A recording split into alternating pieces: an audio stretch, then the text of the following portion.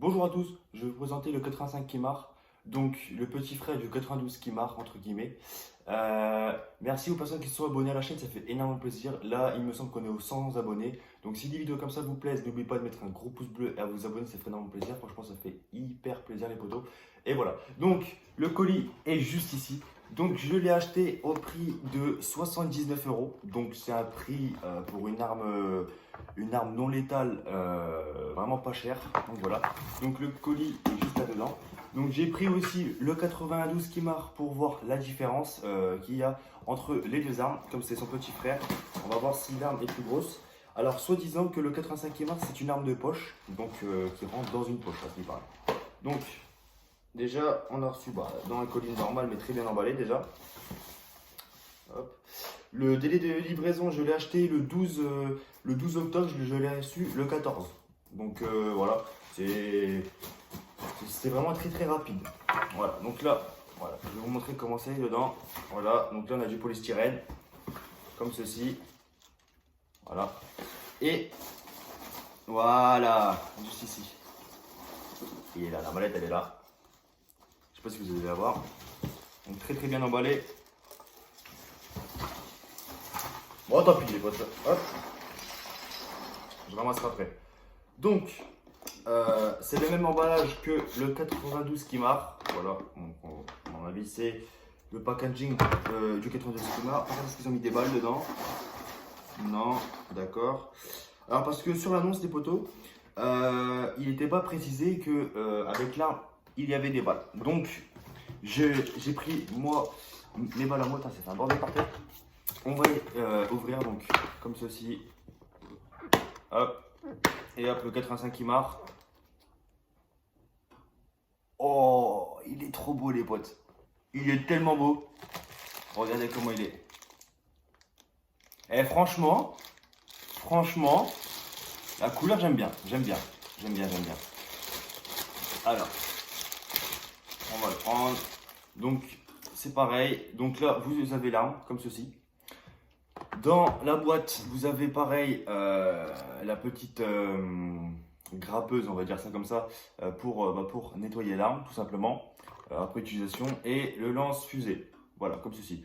Après, est-ce qu'ils ont mis un truc en dessous, les balles ou quelque chose comme ça, une balle, peut-être pour dire essayer? Non, voilà. Donc là, il n'y a pas de balle, dans l'autre mousse non plus. Donc voilà. Donc déjà, on est sur une arme. Ouais, ça ressemble vraiment au 92 Kimar, vraiment, les poteaux, voilà, comme ceci. Donc là, on va lever l'étiquette par contre. Hop, parce que sinon, ça fait un peu bête. Voilà, donc l'arme est plutôt pas mal. Le chargeur, oh par contre, c'est en 9 mm. Normalement, c'est du 9 mm. Ouais, si, c'est ça, normalement, c'est du 9 mm. Bon, on va essayer. Bon, après, c'est vraiment une petite arme de poche. Hein. Donc, en gros, là, comme ça, les gars, voilà. Donc, l'arme de poche, c'est vraiment une arme de poche. Hein. Voilà, vraiment très petit, ça passe partout.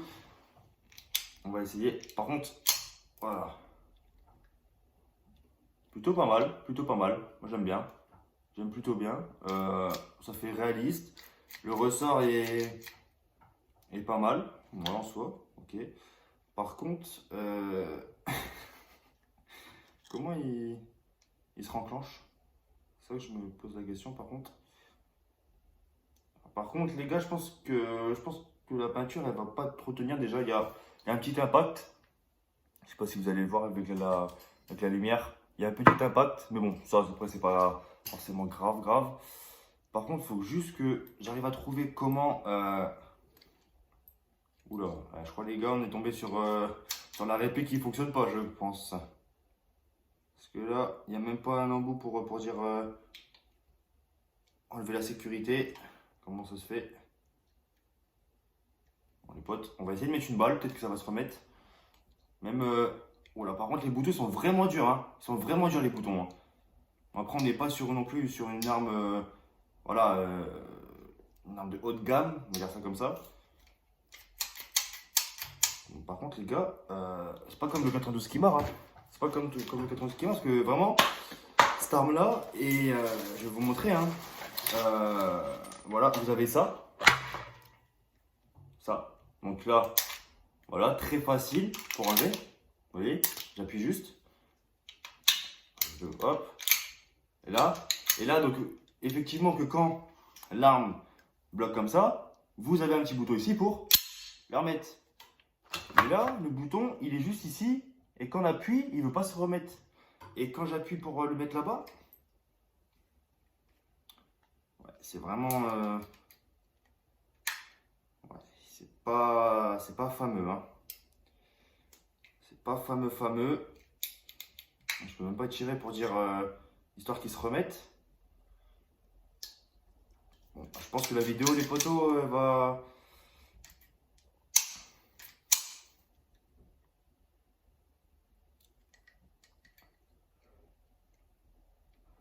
Comment ça se remet ça?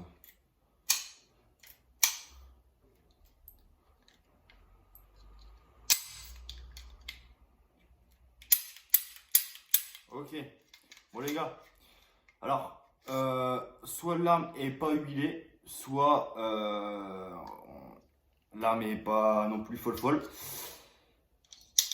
Déjà, le ressort est bien huilé. On va pas faire les fous. Je vais mettre une balle les poteaux dedans. Donc là, on va charger directement l'arme. Comme ceci. Par contre, ça m'a pas l'air d'être non plus une arme hyper... bien. On va essayer de l'enlever. Bon là, je pense que... Après, c'est vrai que l'arme est froide. L'arme est froide. Voilà, ok. Pas de souci sur ça. Et là, on a la douille qui s'enclenche. Donc là, dans le principe, on peut tirer. On va essayer par contre de mettre tout de suite la sûreté. Donc là, on va essayer. Voilà. Donc la sûreté, ça marche. Par contre, je sais pas s'ils ont mis de la graisse ou si c'est déjà utilisé. Non, je pense que c'est plutôt de la graisse. Donc on va essayer de tirer.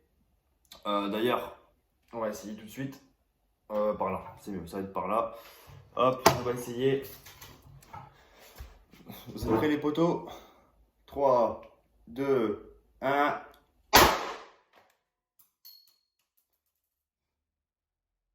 Donc là, on est sur une arme qui fume énormément. D'accord. Donc, par contre, tout pareil, c'est le même problème, c'est pour le remettre. Voilà, le même problème. Et pour enlever le chargeur maintenant, c'est pas possible. Je sais pas pourquoi. On est vraiment sur une arme assez étrange. Je vais pas. Moi, j'étais plutôt content de Kimar. Mais là, les poteaux, je suis pas non plus content là. Je suis pas content. Je vais appeler le fabricant juste après. Parce que là, il y en a vraiment un problème. Je vais essayer de démonter l'arme et la remonter après. Si j'arrive à trouver une solution. Ah ouais, donc en fait, ok les gars. Donc, je sais pas si vraiment c'est normal. Alors, comment dire, pour que l'arme se renclenche, donc là, voilà. Donc là, on peut appuyer sur tous les boutons. Hein. Je vous montre que je ne mens pas. Voilà, juste ici, on appuie sur le bouton, ça se met pas. Ici, ça se remet pas non plus. Ça, je sais même pas ça sert à quoi. Pour éviter qu'on tire, je pense. Je sais pas. En fait, pour que ça, il se remette, il faut appuyer à fond sur le chargeur, prendre avec le doigt et tirer par ici. Donc, ok. Pas ouf. Pas ouf, pas ouf. 85 qui marque, mes premières impressions. C'est une belle visuellement réplique, une belle. Par contre, ce qui est pour décharger, recharger et tirer comme le 92 qui est marqué juste ici, il n'y a pas photo. Donc, moi, personnellement, je préfère le 92 qui marque. Mais moi, ce qui m'intrigue vraiment, c'est comment on enlève leur connerie, puisque là,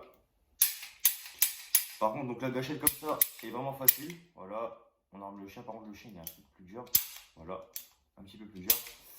On a la balle qui nous est revenue ici. Par contre, la balle, elle est plus encrassée. Je sais pas si vous allez voir. Donc, elle est beaucoup plus crade qu'avec le 92 qui marque. Donc, je sais pas si c'est l'arme. Qu'est-ce qu'on peut dire sur l'arme? Le pas de vis, on l'a pas essayé. On va l'essayer de suite. Le pas de vis, on l'a pas essayé. Le pas de vis qui est juste ici. Voilà. Donc le pas de vis fonctionne-t-il?